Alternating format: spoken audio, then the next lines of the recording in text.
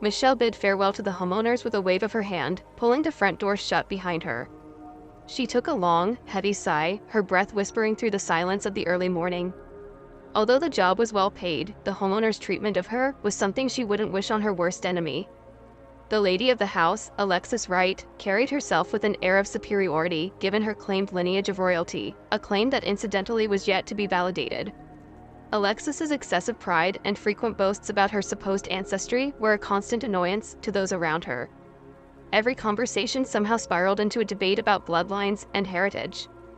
George, Alexis's husband, had no say in his wife's matters. He was simply expected to sit quietly as she dominated every conversation. Any attempt on his part to intervene was promptly interrupted, often resulting in public humiliation. Despite the discord, they remained together. George had long since adapted to his wife's quirks, opting for a peaceful life rather than constant conflict. As a retired real estate agent, he spent most of his time out fishing or hunting, seeking solace in nature, and away from his domineering wife. Alexis, who herself was a successful owner of a chain of handbag boutiques. Despite her advancing years, she maintained an elegant appearance. Yet her demeanor was less than admirable, with those around her often hoping for a change in attitude. The couple didn't have any children now, but they had once been parents. Their long-awaited son had been a shining star in their lives, the central gravitational force of their universe. However, a cruel twist of fate took him away in a tragic car accident 7 years ago. Michelle had joined their household as a housemaid around the time of their loss. The former housemaid, whom Alexis preferred to call her servant, had hinted at happier times within the house before the tragedy. However, the death of their son Jared had brought about a stark shift in the household. What baffled Michelle was Alex's sudden inclination towards self-purification and how it could be linked to the loss of her child. Maybe it had been present before, just less noticeable amidst the family's joy. At one juncture, Michelle seriously considered resigning from her position at the Wright household. She was confident that she could find alternative employment without too much difficulty. Michelle was an individual with a warm, pleasant disposition. Despite any negative comments people might make about her line of work, she remained undeterred. There was no shame attached to her profession. She believed, in fact, that Michelle held the potential to excel in any career, provided it was within the boundaries of legality and ethics and offered a reasonable source of income. However, Mrs. Wright's eccentric behavior was escalating to an intolerable level. At one point, Michelle started to wonder if these actions were the owner's indirect way of signaling that she no longer wanted Michelle in her house. In such challenging times, Michelle often sought advice from her wise and elderly grandmother, Betty. If you want to hear more, then please subscribe and like the video. Thank you.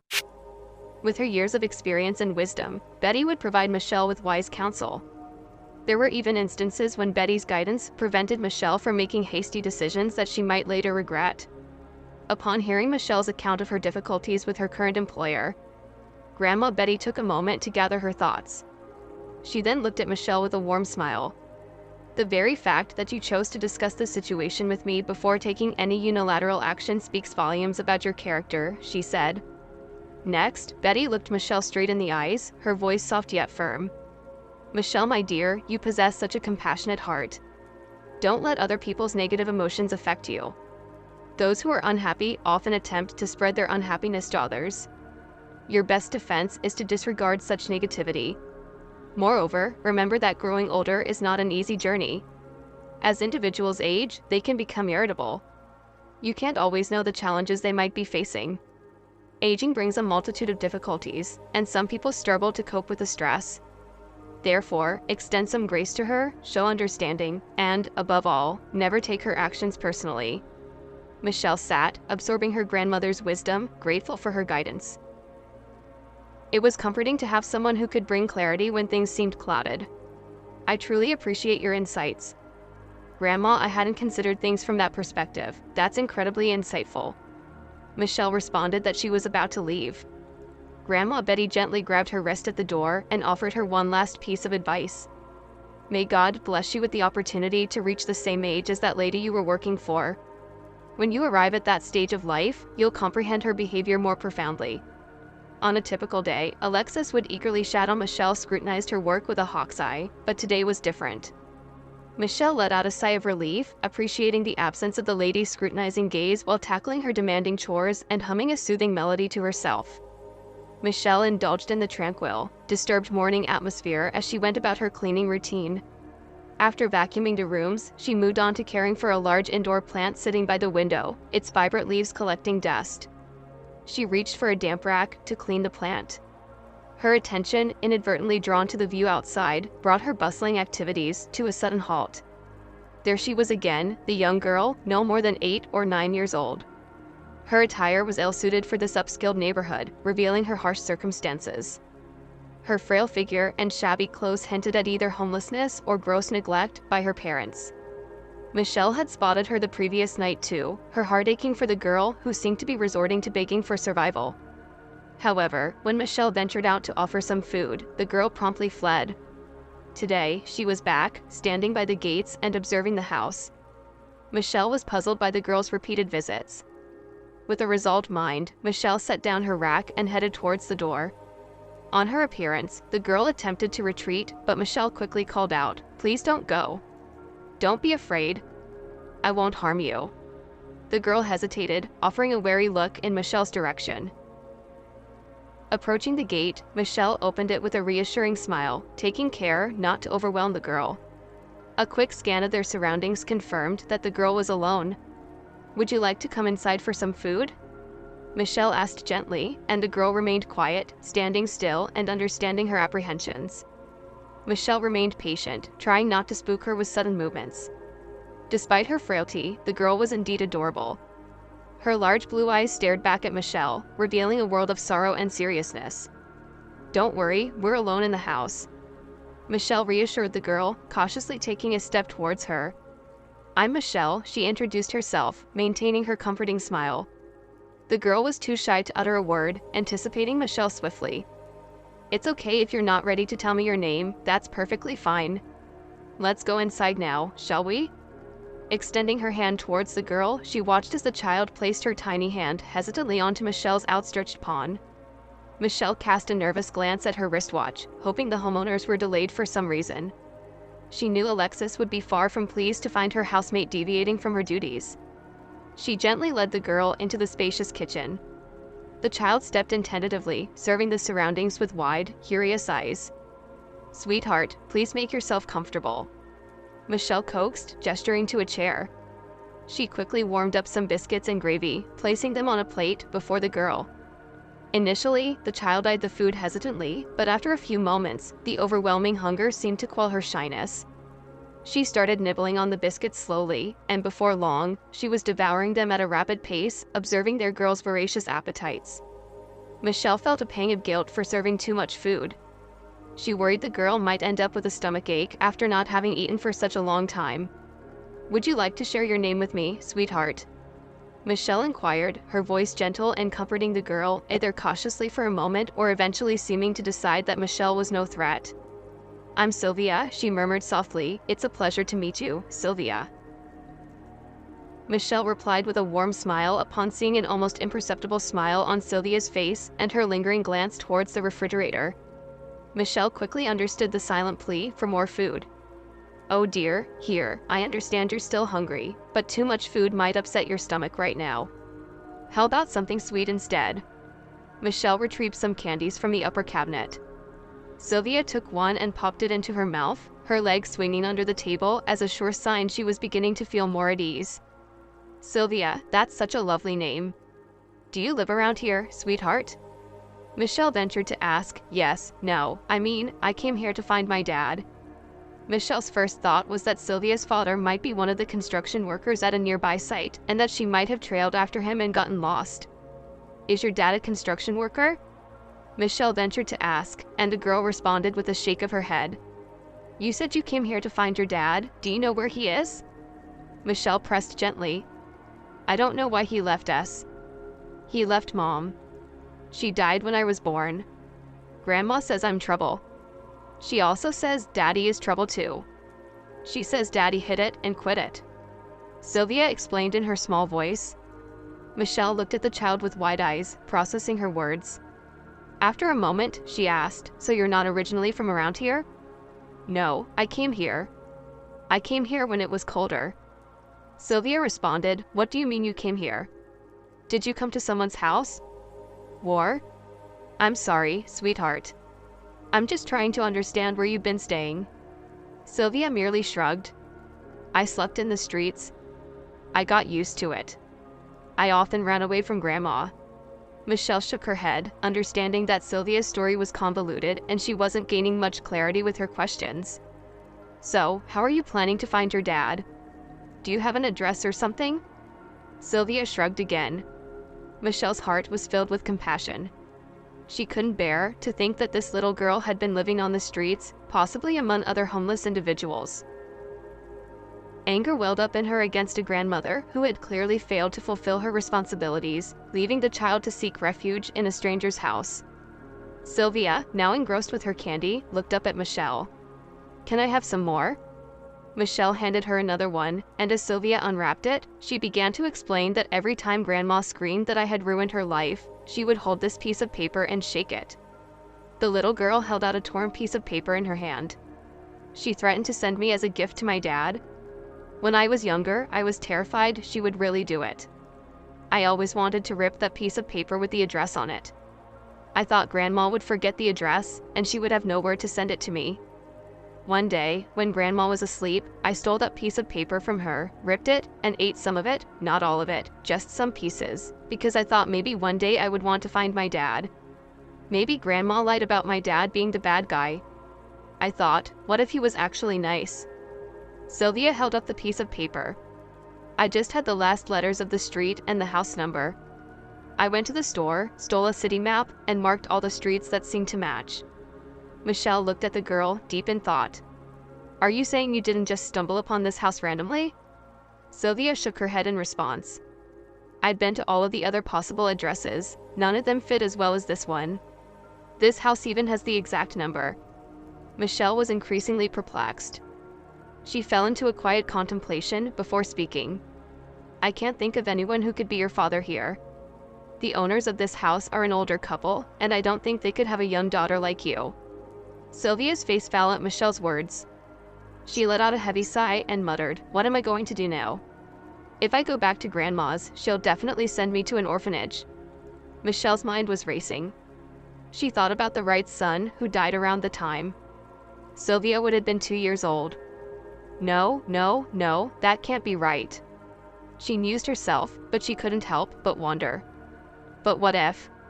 Sylvia, do you have anything else with you? Perhaps a photograph, she asked. Sylvia brightened up, nodding eagerly. Of course, I always carry it with me. Grandma once threw it at me and even stomped on it. I picked it up and kept it. It's torn, but you can still see his face. Sylvia reached into her pocket, but just as she was about to reveal the photograph, the front door opened. Michelle was so engrossed in her conversation with the girl that she hadn't noticed the arrival of Alexis and George Wright, who were returning from shopping. They headed straight for the kitchen, where Michelle and Sylvia were talking. Upon entering, Alexis's eyes widened in surprise at what on earth was happening here. Michelle, what is this? She demanded. Michelle leaked up her face, blanching. Sylvia was frightened by the sudden intrusion and dropped the photograph on the floor. You're back? Michelle greeted her, attempting to mask her surprise. As you can see, Mrs. Wright responded, her eyes filled with discontent as she glanced between Michelle and Sylvia. She crossed her arms over her chest and raised an eyebrow, her face morphing into a scowl as she took in the scene. So it seems our house has become some sort of shelter in our absence. Is this what happens when we're not around? Michelle quickly positioned herself between Sylvia and Mrs. Wright, as if to shield her. No, ma'am, please don't misunderstand. This little girl's name is Sylvia. She was standing outside the gates when I saw her silence. Mrs. Wright interrupted Michelle Sterling. Who is this girl? Is she your child? Mrs. Wright demanded. No, she's not my child, Mr. Wright. I'm telling the truth. She was standing outside looking forlorn and hungry, so I thought I'd offer her something to eat. Why on earth did you let her into the house if you don't know who she is? Mrs. Wright caught her off guard again, casting a disapproving look at Sylvia. I'm really sorry, ma'am. I shouldn't have done that. I thought I'd just give her some of last night's leftovers. Since when did you start deciding who gets her food? Do we run a charity here? I'm truly sorry, ma'am. Michelle was getting increasingly anxious. She didn't know how to respond and hastily offered to have it deducted from her salary. Mrs. Wright scoffed. You think I'm going to keep you employed after this? While Mrs. Wright was berating Michelle, Mr. Wright noticed a decreased photograph lying on the floor. He picked it up and, upon closer inspection, looked utterly bewildered. Where did this come from? He finally spoke, his voice echoing in the tense silences. Mrs. Wright was caught off guard by her husband's sudden interruption. George, can't you see I'm in the middle of a conversation? I'm sorry. Dear Michelle, where did you find this? He asked, holding up the photograph. George, are you not listening? What did I just say? Why are you interrupting me? Mrs. Wright was fuming. Michelle hesitated for a second, casting a quick glance at Mrs. Wright before responding. Sylvia was here looking for her father. She brought that photograph with her. Upon noticing the power on her husband's face, Mrs. Redstone immediately changed. George, are you okay? But George was too preoccupied to respond. He sat down next to Sylvia and gently asked her sweetheart, where did you get this photograph? The little girl, already frightened by the exchange, had tears welling up in her eyes. I nabbed it from my grandma, Sylvia admitted. Mrs. Wright rolled her eyes at the revelation. Of course, she did. Just look at you. We need to review our security footage. She might have lifted something from us as well. George cast a brief, pleading look at his wife, silently imploring her to withhold her accusations. Now, sweetheart, who were the people in this picture? George inquired, a hint of melancholy clouding his eyes. Sylvia's face lit up, and she answered with evident pride, that's my mom and dad. George stood up and passed a photograph to his wife, Alexis. She carefully picked it up between two fingers and put on her reading glasses. She scrutinized the photograph for what seemed like an eternity before handing it back to her husband. By then, all eyes had turned towards Sylvia. Both George and Alexis, who were initially calm, gradually found themselves in a state of disbelief. They were beginning to unearth an uncanny number of resemblances that Sylvia shared with their son. Every new similarity, every shared habit or gesture, struck them like a wave, leaving them more astounded. It was as if they were slowly piecing together a puzzle, and each match added a startling layer of familiarity, further intensifying their shock. Leaning against the wall for support, Alexis's legs suddenly wobbled, and she started to collapse. Michelle and George reacted swiftly, catching her by the arms and guiding her to the sofa. In a flurry of dialing 911, fetching her a drink, and rummaging for her medication, no one noticed that Sylvia had quietly slipped away. By the time they realized she was gone, it was already too late. George whispered, his voice choked with emotion. How are we going to find her now? Alexis looked at her husband with an intense stare. George, you have to find her. Do you understand that you must find her, no matter what? Oh God, what have we done? George had left the house, embarking on a search mission for Sylvia. The doctors too had taken their leave, while Alexis was left in the quiet solitude of the house, tears streaming down her face. Michelle moved by the side, brought some tissues to her, and quietly took a seat beside the weeping woman on the couch. I'm sorry, Michelle. I know my temper is hard to handle. You see, Michelle, I always prioritize my son's future and his lineage. His family, his name, and his ancestry were all of paramount importance to me, but now that George and I are alone, I've come to understand that there is nothing more terrifying than loneliness and wealth lineage. Prestige, they all fail in the face of isolation. That girl, Sylvia, upended my world naturally. I have doubts, but when I look at her, the similarities are too striking to dismiss. I'm almost certain she is his daughter. I fear I'll never forgive myself for the part one played in derailing my son's life. Michelle understood that Alexis was struggling with her emotions and simply needed someone to share them with. She sought patiently to provide a listening ear and a comforting presence for the distressed woman, yet now Alexis was a stark contrast to her usual persona. Her perfect hairstyle was disheveled. Immaculate clothes were crumpled in her authoritative voice, which was shaky and uncertain. Her composed demeanor had been replaced with vulnerability and confusion, something Michelle had never seen before. Elegance was now just a worried and regretful woman struggling to come to terms with the reality that her world was not as perfect as she had believed it to be. Michelle offered a glass of water to Alexis. She accepted it, took a small sip, and then let her eyes drift shut. She sat like that for a while, lost in her thoughts. After a few moments, she reopened her eyes and started talking again. Jared, my son, always hissed at me. He would listen to my long speeches about our prestigious family lineage and the weight of responsibility that comes with the blood of great ancestors flowing in our veins. He would chuckle and gently remind me that the greatness was attributed to those ancestors, not necessarily to us. He insisted that we hadn't achieved anything noteworthy ourselves and weren't being called great. I had even picked out a suitable bride for him, even though she wasn't a knockout beauty. She came from a highly respected and wealthy family, but Jared had his own plans. I naively thought that I had everything under control. How mistaken I was. One day he introduced us to a girl named Isabella. Alexis paused, noticing Michelle's surprised expression at the mention of the name Isabella. Isabella was half Dominican, her father was from the Dominican Republic, and her mother was white. That was all the information I had about her family, and she was a college student at the time, but those details didn't interest me back then. All it took was knowing who she was, and that was enough for me to show her the door. The poor girl didn't even have the chance to take off her jacket during her first visit, and then my only child, my son, left with her. I was in disbelief. I did everything within my power to bring him back.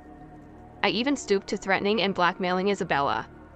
One day, Jared did come back, but he had changed drastically. He was full of anger and despair. He stayed with us for around 2 years, but those 2 years were absolute hell for us.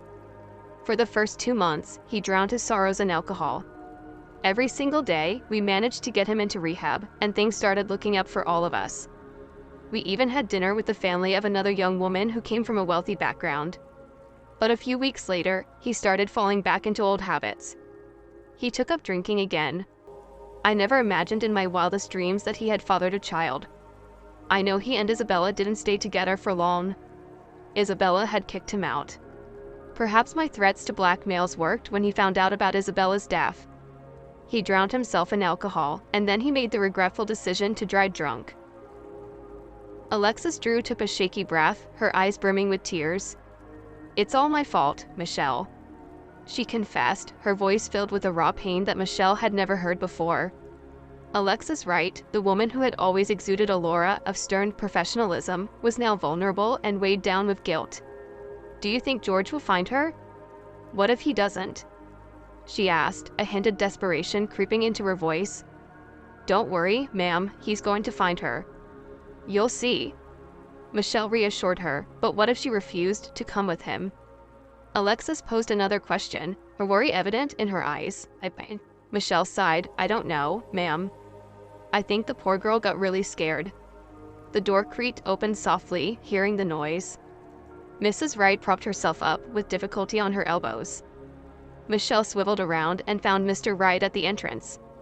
He was gently holding Sylvia's hand. The little girl's face was tear-stained, making her appear forlorn and vulnerable. "We're home." Upon hearing George's words, Alexis made an effort to stand up quickly. Michelle reached out to her, but Alexis was trying to regain her balance. She let go of Michelle's hand and started to move towards Sylvia, whose gaze was filled with apprehension. "Let's start fresh, shall we? I'm Alexis, your father's mother. What's your name, dear?" "Sylvia?" the little girl stammered, seeming as if she wanted to ask something more, but was unable to. Alexis gently placed her hand on Sylvia's shoulder. "Let's go choose a room for you. Then we can look at the photograph. We have a lot of pictures of your father." Sylvia stared intently at Alexis. "Will Dad be here?" For a fleeting second, Alexis looked at her husband before responding. "I'm afraid your father won't be able to come, honey. He loved your mother very much, and he's with her now." Sylvia took a deep breath and quietly followed the Alexis. Half a year swiftly passed, and Sylvia was virtually unrecognizable. The transformation she had undergone was extraordinary. She had blossomed into a stunning young girl, always seen in charming dresses and exhibiting impeccable manners. Her peers couldn't help but hold her in high esteem. Alexis showered Sylvia with endless love and exceptional care. She couldn't contain her pride and often spent hours conversing with Michelle about Sylvia's remarkable grades and commendable academic performance. Alexis was truly captivated by her granddaughter's progress and talents. It was a long drawn-out legal battle, and a significant amount of time, effort, and resources were expended to gain custody of Sylvia. Her maternal grandmother was unwilling to relinquish Sylvia due to the associated social benefits. She fought tooth and nail to maintain her claim over the child. "Grandma, I'm going to perform on Father's Day." Sylvia excitedly shared one day in the kitchen. "What do you mean perform?" Alexis inquired. "Come on, Grandma. I'm going to sing." Sylvia replied with enthusiasm. "Really? That's fantastic news." Alexis couldn't contain her joy and wrapped her arms around her granddaughter. "You are my precious treasure, just like your dad. No wonder you took his last name." Sylvia explained that it had been Sylvia's own idea to adopt her father's last name. She proudly told everyone that she wanted to honor her father and be like him. "I'm incredibly proud of you, Sylvia." Alexis expressed warmth. However, in that moment, Sylvia couldn't help but feel a twinge of sadness. "I understand why Dad went to be with Mom." Sylvia began to share her thoughts. "I think she was lonely without us and asked Dad to join her. Dad thought about it and decided to leave me in your care. He knew you were kind-hearted and would never harm me. Now Dad is with Mom and I'm with you." Michelle turned around, her eyes welling up with tears, while Alexis gently wiped away her own tears. "You are such a clever and perceptive little one," Alexis whispered to Sylvia. "You are absolutely right." One day, while Michelle was engrossed in folding freshly laundered clothes, George approached her and stood in front of her. He appeared hesitant to speak, an anomaly that Michelle didn't miss. She looked up from the laundry and inquired, "Mr. Wright, is everything all right?" George looked startled and quickly responded, Me? I'm perfectly fine." "What makes you ask?" "Well, you're standing right here in front of me. Were you perhaps intending to help me with the folding?" Michelle, with a laugh, caught him off guard. George stumbled over his words a bit. "Oh, I'm sorry. Actually, I just wanted to have a chat with you." He glanced around surreptitiously to ensure that no one was watching them. "I've been wanting to tell you this for some time. You deserve more than just apologies and gratitude. You've been a true blessing to our household. I cannot express how much your efforts have meant to us." Taken aback, Michelle paused in her task, the words leaving her stunned. This was certainly unexpected. "I am aware that Alexis has apologized, but you know how she can be." George continued after a pause. "I don't want you to mention any of this to her, but I have something for you." He produced an envelope and carefully handed it to Michelle. "Please accept this as a small token of our appreciation and forgive my wife for her unkind behavior towards you," George implored. A week later, Michelle and her grandmother, Betty, found themselves hiking on the Oregon segment of the Pacific Crest Trail. It had been Betty's dream for a long time, and at last it had become a reality. George's gift had been a check for an amount substantial enough to cover Michelle's mortgage and even allow her to take a break from work for the next decade. George told her that even if she decided to quit her job, he could pay her monthly salary until he died. However, all Michelle had asked for was a 2-week vacation, which she chose to spend with her cherished grandmother Betty, making her